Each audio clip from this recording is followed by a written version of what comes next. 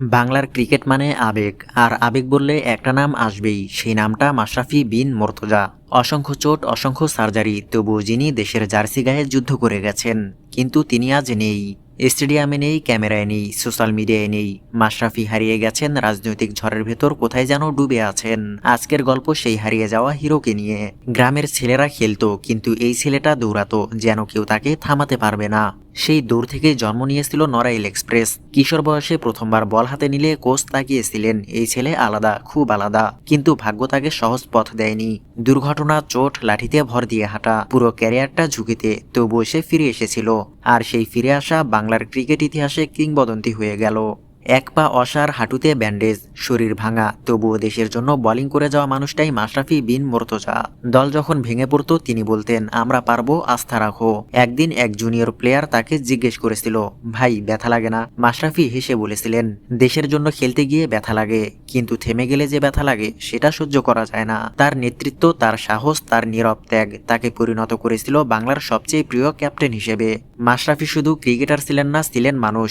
শহরে আলোবাতি নয়, তিনি ছুটে গেছেন দূরের গ্রামে, যেখানে আলোও পৌঁছায় না। কেউ ঔষধ পাচ্ছে না, তিনি নিয়ে গেছেন। কেউ হাসপাতালের বেড পাচ্ছে না, তিনি ব্যবস্থা করে দিয়েছেন। কেউ ঘর হারিয়েছে, তিনি নিজের হাতে ঘর করে দিয়েছেন। মানুষ বলতো, এমন নেতাই তো চাই, যিনি ক্ষমতার জন্য নয়, মানুষের জন্য কাজ করে। এভাবেই শুরু হয় তার রাজনৈতিক যাত্রা। মানুষ ভরসা দেয়, ভালোবাসে, কিন্তু ওখানেই শুরু হয় গল্পের অদ্ভুত মোড়। রাজনীতিতে সবাই বন্ধু হয় না, সবাই সাহায্য করে না, কখনো কখনো নিজের ভালোটুকুও ভুল বুঝে ধ্বংস করে দেওয়া হয়। মাশরাফির ক্ষেত্রেও ঠিক সেটাই হয়েছে। স্বৈরাচারী সরকার পতনের পর রাজনীতিতে ধস নেমেছে, সেই ধসে ধসে গেছেন মাশরাফি বিন মুর্তজা। মানুষ তার সব অবদান ভুলে গেছেন। আগুন লাগিয়েছেন মাশরাফির নিজ বাড়িতে, অহেতুক মামলা দেওয়া হয়েছে, করা হয়েছে উপহাস। মানুষের জন্য দিনরাত কাজ করা মানুষটা যেন চাপা পড়ে গেলেন নোংরা রাজনীতির খেলায়, হারিয়ে গেলেন এক নিমিষেই। কিন্তু হিরো কখনো হারিয়ে যায় না, হিরো শুধু নীরবে থাকে, সময়ের অপেক্ষায়। সেদিন মানুষ তাকে আবার ডাকবে। মাশরাফির গল্প ঠিক তেমন। এটা হারিয়ে যাওয়ার গল্প নয়, এটা প্রত্যাবর্তনের আগের নীরবতা। আজ হয়তো তিনি